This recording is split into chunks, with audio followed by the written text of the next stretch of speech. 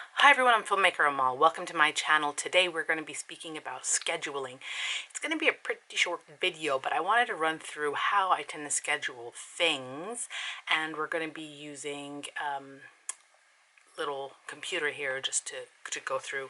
So I'm going to start by going through a project called Under the Hat. Under the Hat is a film that I shot a few years ago. The script was written by Yusuf Ibrahim. And so before you start budgeting for your film, you're going to need to start scheduling your film. By creating a film schedule, what you do is, first of all, you know the locations you're shooting, you know how many scenes you're shooting there, you know how many days it's going to take to shoot there, and as a result, you're going to know how much it's going to cost, because you will know where your cast is going to be, where your crew is going to be, what equipment you need, what the scenes are all about, etc, etc, etc. It's really just going to help you break down a budget.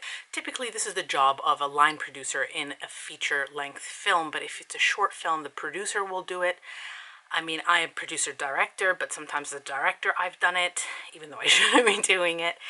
And yeah, let's just kind of go through it. So as you can see here on a script, whenever you prepare a script on Final Draft, or if you actually create the script, you need to label the scenes. By labeling the scenes, you know what scene number that is. So here you can see, for example, scene 2, dawn, interior, mosque. You know the location is the mosque, you know this is an interior scene, you know it's dawn, and you know that this is scene number 2. Now, we've changed this up, so it's either night or day. That's makes it just so much easier. I know you can use a lot of programs like Movie Magic Scheduling and Movie Magic Budgeting.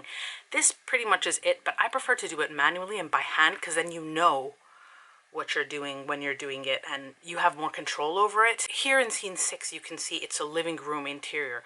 So what I do is I have a template, which I'm going to pull up right now, and you can see that this template has, along the top, it has the location. So I went through the whole script and I found out what locations we were shooting at. So Bedr's garage, Sachs house, mosque, market, and villa. So those are our locations within the film. And then what I do is on the left I have SC, that stands for scene, like the scene number, and then script page. That depends on the number of script pages. So this is just a template. I have to refill this. But for example, if the script was 1 to 2 pages, if scene 6 here, let's have a look at scene 6 here on page 3. So scene 6 goes through page 3. Oh, it ends on, so it's only on page 3. So then I would put scene 6, for example. The interior of the living room is in Sachs' house. So if we go down to Sachs' house, and we look at scene 6 here, you can see I've highlighted it here. So the top column, let's just go through the columns real quick. So you can see here that SC stands for scene. So scene number 6, for example. Ignore the rest, that's just a template. Scene number 6, and then pages number, if we look back at the script, it's on page number 3. It doesn't go on to page number 4. If it did, I would do 3-4 like this, but it doesn't. So here I'm just going to say it takes up page number 3, so I know where to find it. Or some people do script pages as in how many pages of script it takes up, so that's only 1 page. Then here, of course, you have interior and exterior. It's an interior scene. And then we have a short line synopsis about what is going on in the scene. So living room phone call desperation. I know what that means. Or you can say Sheikh is on the phone and you know what you have to shoot. Then it says day or night, so we pick day because it's a day shoot. And then we have cast. So that's useful when you do your day out of days. Basically, when the film comes together, you need to know which cast members need to be there, what day, what time, for what scene.